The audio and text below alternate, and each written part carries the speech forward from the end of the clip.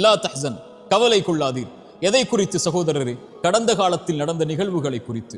கடந்த காலத்தில் நடந்த பல நிகழ்வுகள் தான் இன்று நிகழ்காலத்தில் பலரை கவலையோடு எதிர்காலத்தை நோக்கி நகர விடாமல் தடுத்துக் கொண்டிருக்கிறது. கடந்த காலத்தில் நம்முடைய வாழ்க்கையில் எதுவும் நடந்திருக்கலாம். எத்தனையோ பாவங்களை நாம் செய்திருக்கலாம். எத்தனையோ உறவுகள் மரணத்தால் பிரிந்திருக்கலாம். எத்தனையோ உறவுகள் நாம் விரும்பி கைகூடாமல் இருக்கலாம். நோயால், செல்வ இழப்புகளால் நாம் சோதிக்கப்பட்டிருக்கலாம். இன்னும் எத்தனையோ சோதனைகள் இருளால் நம்முடைய கடந்த காலம் முழுக்க சோதிக்கப்பட்டிருக்கலாம். ஆனால் ஒன்றை மனதில் பதிய வைத்துக் கொள்ளுங்கள், கடந்த காலத்தில் நடந்த எந்த நிகழ்வும் எதிர்காலத்தில் நடக்க இருப்பவற்றை பாதித்து விடாது. மீண்டும் சொல்கிறேன், இறைவன் எதிர்காலத்தில் வைத்திருக்கின்ற பொக்கிஷங்களை பெறுவதற்கு கடந்த காலத்தில் நடந்த எதுவும் தடையாக அமைந்து விடாது. இறைவன் அமைத்த இந்த வாழ்வியல் நேர்கூட்டில், இறைவன் மேலும் கீழும் அமைத்த இந்த வாழ்வியல் முறையில் ஆரம்பிக்கப்பட்டதிலிருந்து முடியும் வரை எதுவெல்லாம் நடக்கும் என்று இறைவன் நிர்ணயித்திருக்கின்றானோ அதுவெல்லாம் நாம் விரும்பாமல் இருந்தாலும், நகராமல் இருந்தாலும், கவலையால் நாம் இருளில் உட்கார்ந்திருந்தாலும் நடக்கத்தான் போகிறது. தோல்வியை வாழ்வில் சந்தித்து விட்டோமா? இனிமேல் வெற்றி பெற முடியாது என்று எண்ணிக்கொண்டிருக்கிறீர்களா? இந்த நிகழ்வை கவனியுங்கள். உஹதுடைய போர்க்களம் என்ற ஒரு போர்க்களம் இஸ்லாமிய சாம்ராஜ்யத்தில் நடந்தது. இறைத்தூதருடைய வார்த்தையை சில நபித்தோழர்கள் மீறியதன் காரணமாக அந்த பாவத்தால் அந்த போர் முழுக்க சோதிக்கப்பட்டு உஹதுடைய போர் தோல்வியில் முடிந்தது. போரின் தலைவர் இறைத்தூதர், அவர்களுக்கு பின்னால் இருந்தவர்கள் நபித்தோழர்களாக இருந்தாலும் தோல்வியை தழுவியதை பார்த்தவுடன் இஸ்லாமிய சாம்ராஜ்யம் அதோடு அழிந்து விட்டது என்று எதிரிகள் கணக்கு போட்டார்கள். ஆனால் இறைவன் வசனம் இறக்கினான், வலா தஹினு வலா தஹ்சனு அன்துமுல் அலௌன இன் குன்தும் முஃமினீன். நீங்கள் கவலை கொள்ளாதீர்கள், பயம் கொள்ளாதீர்கள், இறை நம்பிக்கை கொண்டவர்களாக நீங்கள் இருக்கும் காலமெல்லாம் நீங்கள் தான் உயர்ந்தவர்கள் என்று. அந்த நம்பிக்கை, அந்த தோல்வியிலிருந்து அவர்கள் பெற்ற பாடத்தில், இறை நம்பிக்கையில் அவர்களுக்கு கிடைத்த பாடம் அடுத்த போர்க்களங்களில் அவர்களை உயர்த்தியது. இஸ்லாமிய சாம்ராஜ்யத்தின் வளர்ச்சியை இன்று நாம் பார்க்கிறோம். இன்னும் எத்தனையோ உதாரணங்களை சொல்லலாம். எமக்கு தோல்வியை இறைவன் கொடுத்தால் அடுத்த நாள் மூச்சு விடுவதற்கு அவகாசத்தை இறைவன் கொடுத்திருக்கிறான் என்றால் வெற்றியின் பாதையில் பயணிப்பதற்காகத்தான். வாழ்வில் குழந்தை இல்லை என்ற சோதனைகள் நீங்கள் அகப்பட்டிருக்கிறீர்களா? இனிமேல் குழந்தை பிறக்க முடியாதா? எத்தனையோ நபிமார்கள் வயதான காலம் வரை இறைவனிடத்தில் பிரார்த்தனை செய்து கடந்த காலத்தில் நடந்ததை நினைத்து அவர்கள் வருந்தி பிரார்த்தனை செய்த காரணத்தால் எதிர்காலத்தில் இறைவன் அவர்களுக்கு குழந்தையை கொடுத்தானே. எத்தனையோ குற்ற உணர்ச்சிகளால் பாதிக்கப்பட்டு அந்த குற்றத்தை செய்த குற்றத்தின் காரணமாக உணர்ச்சியால் அந்த வருத்தத்தில் உங்களுடைய வாழ்வை நீங்கள் சோதனையில் உள்ளாக்கி இருக்கிறீர்களா? எத்தனையோ நபிமார்கள் பாவம் செய்திருக்கிறார்கள். ஆதம் பாவம் செய்தார் அலைஹிஸ்ஸலாம். இறைவனை அழைத்தார், அநீதம் செய்து விட்டேன் யா அல்லாஹ், என்னை மன்னித்து விடு என்றார். மன்னித்தான் இறைவன். நபி யூனுஸ் ஒரு குற்றத்தை செய்தார், இறைவனிடத்தில் மன்னிப்பை தேடினார், மன்னித்தான் இறைவன். இறைத்தூதர் ஸல்லல்லாஹு அலைஹி வஸல்லம் சொன்னார்கள், இந்த ஹதீஸை கேளுங்கள். ஒரு மனிதன் இரவில் பாவம் செய்வான், காலையில் வந்து மனிதர்களுக்கு மத்தியில் நான் இதை செய்தேன் என்று சொல்லுவான். இறைவனிடத்தில் எல்லோரும் மன்னிக்கப்படுவார்கள் இவனை தவிர. ஏனென்றால் இறைவன் மறைத்ததை இவன் வெளிப்படுத்தினான். இறைவன் மறைத்து இவனை இந்த பாவத்திலிருந்து நீக்க வேண்டும் என்று நினைத்தான். ஆனால் இவனோ வெளிப்படுத்தி அதை தொடர்கிறான் என்று இறைத்தூதர் ஸல்லல்லாஹு அலைஹி வஸல்லம் சொன்னார்கள்.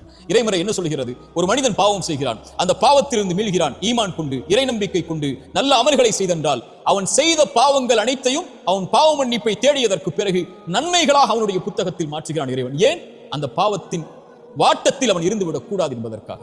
சுப்ஹானல்லாஹ். இப்படிப்பட்ட இறைமறையையும் இறைத்தூதருடைய வழிமுறைகளையும் பெற்றிருக்கக்கூடிய நாம் ஏன் நம்முடைய கடந்த காலத்தில் நடந்ததை நினைத்து வருந்திக் கொண்டிருக்கிறோம்? லா தக்னது மின் ரஹ்மத்தில்லாஹ். இறைவனுடைய அருளில் ஒருபோதும் நம்பிக்கை இழக்காதீர்கள். உங்கள் வாழ்வில் எது இல்லாமல் இருந்தாலும் இறைவன் கொடுப்பான் என்ற நம்பிக்கையில் முன்னேறுங்கள். வாழ்வில் எதை இழந்திருந்தாலும் இழந்ததை விட இறைவன் சிறந்ததை உங்களுக்கு தருவான் என்ற இறைவனுடைய நம்பிக்கையோடு முன்னேறுங்கள். பாவம் செய்வதை விட பெரிய பாவம் இறைவனுடைய அருளில் நம்பிக்கை இழப்பது. லா தக்னது மின் ரஹ்மத்தில்லாஹ். இறைவனுடைய அருளில் ஒருபோதும் நம்பிக்கை இழந்து விடாதீர்கள். இந்த 3 விஷயங்களை மனதில் பதிய வைத்துக் கொள்ளுங்கள். முதலாவது, நடக்க இருக்கின்ற எல்லாம் இறைவனுடைய புறத்திலிருந்து தான் நடக்கிறது என்ற அடிப்படையை இறைவன் கூறுகிறான். ஒரு மனிதன் சோதிக்கப்பட்டால் அவன் சொல்லுவான், அவன் இறை நம்பிக்கை உள்ளவன், அவன் சொல்லுவான் பொறுமையோடு, இன்னா லில்லாஹி வ இன்னா இலைஹி ராஜிஊன். இன்னா லில்லாஹ், எல்லாம் அல்லாஹ்வின் புறத்திலிருந்து தான் வருகிறது, அவனை நோக்கி தான் நான் செல்ல இருக்கிறேன் என்று சொல்லுவான். இறைத்தூதர் சொன்னார்கள், இந்த வார்த்தையை சோதனையில் பொறுமையோடு சொல்பவனுக்கு அவன் இழந்ததை விட இறைவன் சிறந்ததை கொடுப்பான். அவன் நம்புகிறான், இறைவன் புறத்திலிருந்து தான் நடந்தது இந்த கடந்த காலத்தில், இறைவன் இதை மாற்றுவான், அவன் எதிர்காலத்தை எனக்கு கொடுத்திருக்கிறான், அதை நோக்கி நான் நகர வேண்டும் என்ற அடிப்படையை புரிந்தவனாக அவன் இந்த உலக வாழ்வில் வாழ்வான்.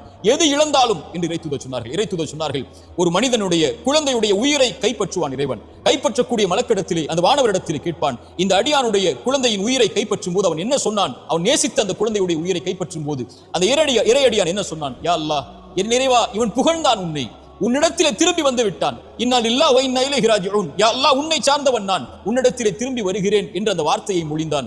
இறைவன் சொல்லுவான், அவனுக்கு சொர்க்கத்திலே ஒரு வீட்டை அமையுங்கள் என்று. இதுதான் இறை நம்பிக்கை கொண்டவனுடைய பண்பு.